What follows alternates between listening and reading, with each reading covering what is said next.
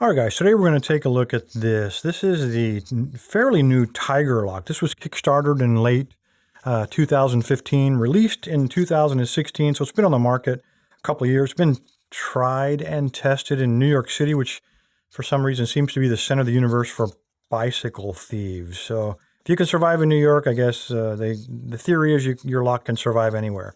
This one is all titanium, and it is made in the USA. So Ti obviously stands for titanium, and Gr stands for the part of tiger. It is not an element, but it does kind of make a cool name.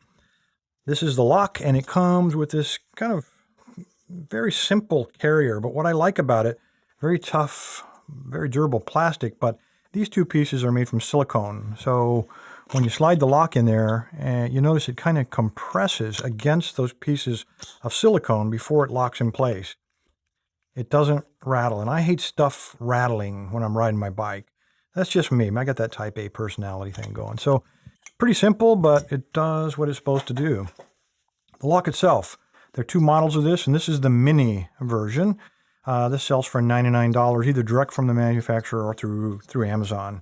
There's another one that's called Mini Plus. It's identical in every way, same lock, same everything, except the bow is a little bit squared off right here. And because you get more titanium material, they charge $135. But everything else on the two locks are just absolutely identical. The measurement on this is 1¼ inches, or about 32 millimeters in width. And in thickness, it's about 1/8 of an inch, which is about 3.5 millimeters. So pretty beefy. It's shiny like this because they've got some kind of shrink wrap on it, some kind of plastic stuff. It doesn't serve any purpose other than to make it shiny and to make it easy to see their logo. Get a magnet here. It is titanium, so non-magnetic and very, very light. Go down this way. When we get to the locking pawl, you notice that magnet, really grabs. And that's because the locking pawl is some kind of hardened steel. And the way we open this, we have to compress these two pieces together and pull it away from the lock body. If you look in there, you can see a bolt. Let me grab a light. I think you can probably see that guy down in there to prevent you from compressing these two pieces. Well, let's do that. We get to the interesting part, the lock. This is a lock picking channel. I got to tell you, I spent 2 hours trying to pick this lock blind with no luck. Then I cheated shamelessly and literally set the key right there and started trying to pick it following the bidding on the key. And because this has, I'll put the lock cam in there. There are 7 discs in there. In the lock cam, it might look like 8 discs, but that's because the very first one is a steel disc that's used for tensioning. So don't count him, but there are 7 discs. They do contain false gates, which makes it really difficult. Whoever designed this is the devil, and here's why. It's wide open. You can get the normal pick that we all love to use. This cheap guy, he fits it perfectly. If you can figure out how to get past the false gates, there's still some trickiness involved. So we slide the key in. Get in there, guy. Get that disc aligned. All right, we slide the key in. You have to rotate him 180 degrees with no resistance. What that does is it aligns all the 7 discs according to the bidding. At that point, you start to feel some tension, and you have to rotate the core of the lock. In other words, the tensioning disc and the entire disc pack another 90 degrees before we get an open. So he pops out, and when he slides out, he's attached to that locking bolt you saw a minute ago. He's now retracted inside the body. You can compress these two guys and pull it apart. So there he is out. There he's in. So very cool design. I pull this key out because I want to experiment just a little bit with this lock pack. All right, there is no steel in this end of the lock or anywhere until I get about there. I can very slightly feel it. There's something located inside of the lock that's steel located here, and that would be about the end of the core. So that'd be the perfect position for a steel locking pawl. And in fact, when I lock him, when I shove the core back in and rotate it, that magnetic part then moves to somewhere over here, confirming that there's a steel of some kind locking pawl in the back of that core. And then I keep moving here. This little steel pin, we'll look at him in a minute, but he is not magnetic. He's a titanium pin, but I feel something magnetic. and it really gets strong right there. And that's because the tensioning disc on the front of this is made from steel, probably as some kind of anti-drill mechanism to protect the core. The core itself, all the discs appear to be made out of brass. All right, so as I said, I tried to pick this thing for roughly 3 hours total, and that includes shameless cheating, and I got total failure. I'm going to have to say that the lock is not the weak part of this bicycle lock. This is probably one of the toughest locks I have ever come across for a bicycle lock. There may be some other weaknesses that we can exploit, according to some of the comments that were left on both Amazon and on some of the forums about this lock. People had pictures of different possible weaknesses where their bikes in New York City had been stolen and they showed the remnants. But let's start from something that we're all familiar with.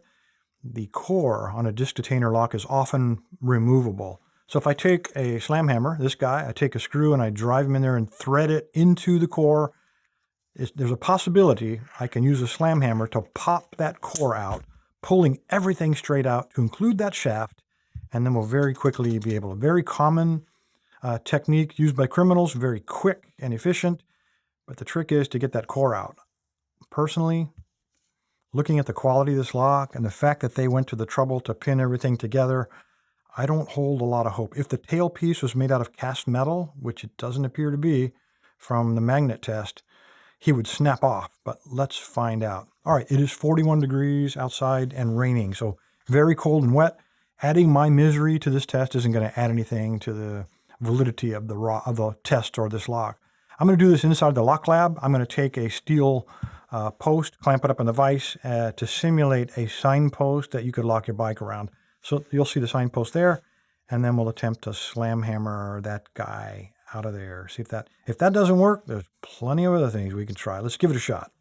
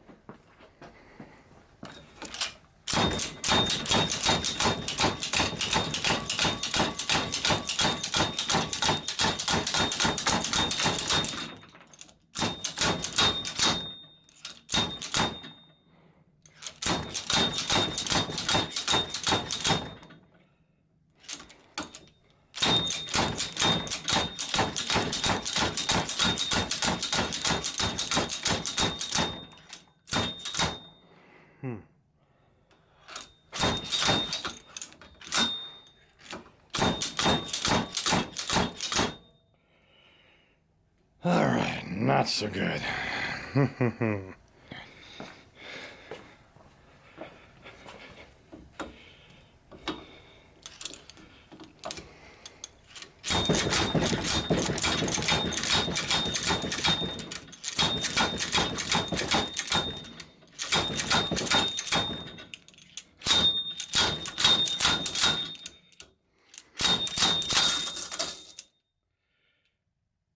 Aha!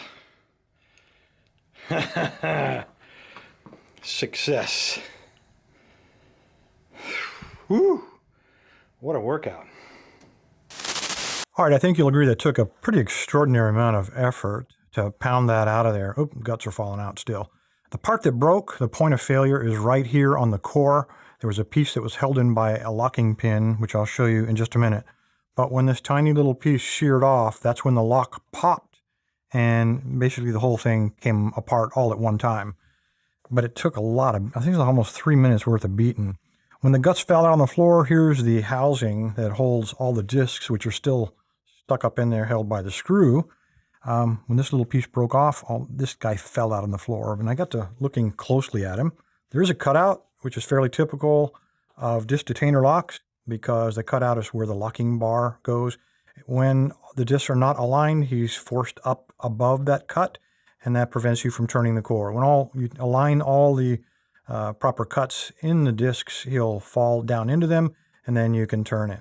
When you turn it, you'll notice on the end here, we have a little off-center cam. He's not dead center, and that's because he engages to turn the locking pawl, which turned out to be the tiny little piece of steel that we were detecting through the housing. He's the only piece of steel in that spring in the entire back of that lock.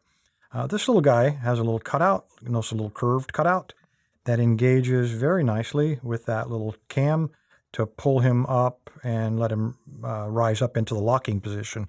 The hole, it goes right through there on the body, and it sticks up all the way through this guy. There's another hole there, and I doubt I can get him in there neatly, but he slides up into that hole and prevents the entire thing, the core, from turning and unlocking.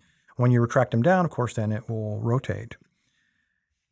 The locking pawl is stuck inside of this little groove. Let me turn him correctly so you can see the curved cutout. And there we go. So when you do manage to pull him down, it'll continue to turn the entire locking mechanism.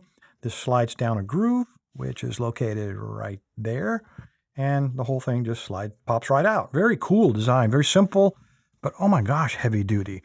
When you slide these 3 sleeves together, if you were to try to cut through this with a saw, you'd be cutting through almost a full inch of titanium. So that is clearly not the right way to attack this thing. Take you forever to hacksaw your way through that. Really tough. So impossible, or dang near impossible, at least for me to pick. I'm sure eventually somebody will figure it out, but not the fast way to get through it. There may be another way. So let's take a look at it. The locking groove is still, this whole body is made from one piece of titanium. What a piece of work. Beautiful machine work until I boogered it all up with beating on it.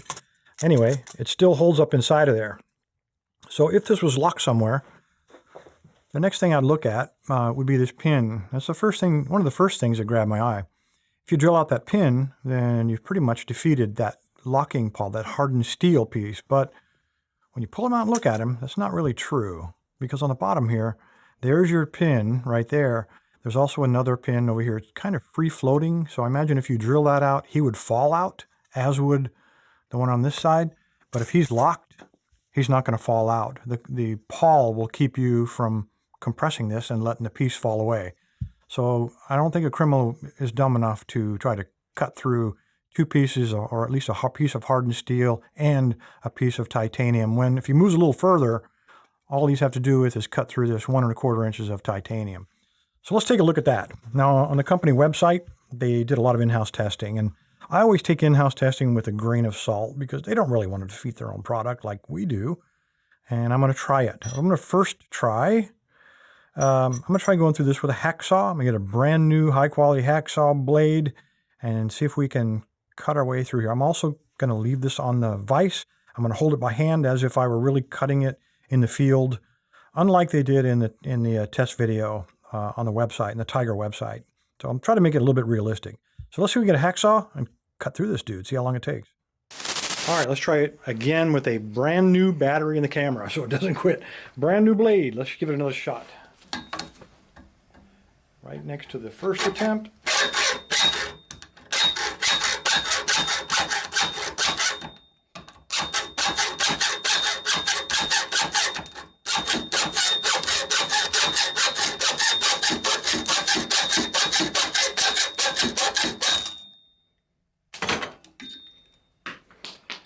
All right, a little bit different results than the manufacturer's testing.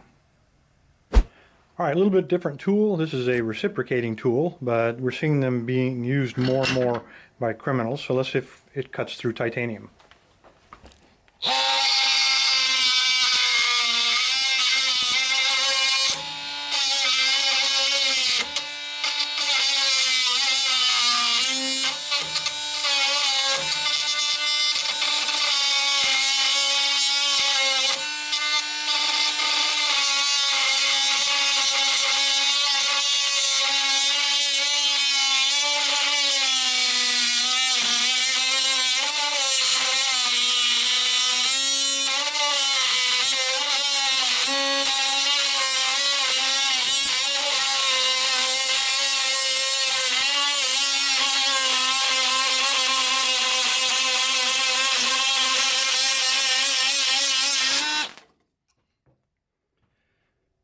right, one ruined blade. You can see how hot that thing got. Probably not the smartest way to try to cut through it. Really loud, and you saw all the sparks. But we got through it.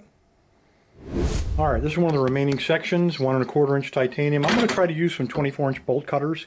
A lot of the people who'd had their bicycles stolen in New York City, what they noticed is that people weren't cutting through. You didn't put your bolt cutters on there all the way and try to cut the entire length. And I'll show you why. I'll start up at the top here and clamp down on it. Well, that is not supposed to work, but it did. Most of them have had a V cut like this, only cutting part of the way through. So part of the way, about half. Then they cut about half the other way to meet up, knock the chunk out. Pull them out of there like this. Then they went in and cut the other half. Like so. So it is possible to cut through 1¼ inch titanium using 24-inch bolt cutters. Again, despite what they show you on the website in the manufacturer's testing. Man, I'm going to do that again. That was surprisingly easy. There's that plastic cover. All right, guys, in order of priority, picking is the absolute hardest way to get into this thing. It took me 3 hours and I got nowhere. Slam hammering, was able to get into it, I want to say I didn't time it, 3 to 4 minutes. Got to watch the video to be sure. So that's not bad to shear this piece off. The rest of these took less than a minute, if I recall. I hacksawed through it. I actually almost cut through it fully the first time before the camera died, and I had to go back and cut it again. But I want to believe that it was probably less than a minute to get through that with just a normal hacksaw. I went through it also with a reciprocating saw, probably the dumbest way to do it. Makes a really nasty cut. Where is it? And kind of slow. That did take probably a couple of minutes, and that's a real good way to start a fire. So that's probably the dumbest way to get through it. And then I used bolt cutters, 24-inch bolt cutters. Unexpectedly, I was able to cut through this with a single shear, which in all of their testing on their website, their in-house testing of their own product said, yeah, that ain't going to happen. But it surprised me. It did happen. I also went back and copied some of the attacks that I'd seen from photographs from bicycles that had been stolen in New York where they left the lock laying there. And this is how they did it. They cut it in 3 chunks, took a V out, and then cut the last chunk out. Probably with really crappy bolt cutters, well worn, or perhaps maybe even smaller than 24-inch, maybe 18-inch. You'd have to do it that way. Again, that's probably, less than a minute. So in engineering, there's an understood law. You say it's going to be light, cheap, or durable. Sir, you need to pick 2 of those attributes. And in this case, I think they used, it's obviously light because it's made out of titanium. $99. It's a pretty cheap price for a bike lock. It's just you have to understand that you're not also going to get highly durable or resistant to picking or break-in or anything else. This is a temporary security solution, not intended to store your high-dollar bicycle for long periods of time outside unprotected. I don't think, given the state of metallurgy and the tools that are available to criminals today, we can expect that from any lock. But for a short-term security, maybe under supervision, you're stopping for a coffee or going in for lunch where you can kind of keep an eye on your bike and get to it within a minute. I'm not going to say this is junk. They used really high-grade materials. The machining on this is impeccable. The design work is just outstanding. It's just that it's not durable to a determined attack from a criminal or someone from the LockLab using some high-quality tools to get inside of it. Anyway, guys, if anybody'd like to have this, no, seriously, I totally totaled this thing out. The carrier is still left over, but nobody wants that. So instead, what I'm going to do, the giveaway this week, if you go to that website, register, big purple bar, click it, it says weekend giveaway. Next Saturday, my webmaster is going to pick a name. Hopefully it's yours. You get a brand new, still in the wrapper, UK Bump Keys dual gauge Praxis kit and one of these donated by LearnLockPicking.com. This is the last one that I have. It is a 7-pin ultimate adversary lock. You guys, it was donated, guys. I have to open it and show it off, and I'm not unhappy to do that. I'm very happy with these products. And anytime somebody makes something really nice at a fair price, I like to show it off. And this is one of them. I own a couple of these myself. 7-pinner, removable pins, progressively pinned. It does come with a key. You can pin up all kinds of extra parts and a whole bag of, I don't know how many hundred different types of pins to include different security pins. And they even threw some T-pins, I believe, in this new one. Spool pins, Sayer pins, and now it comes with T-pins.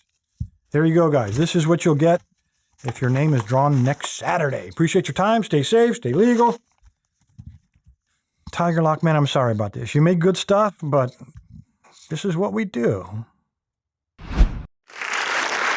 LockLab, where the fun begins.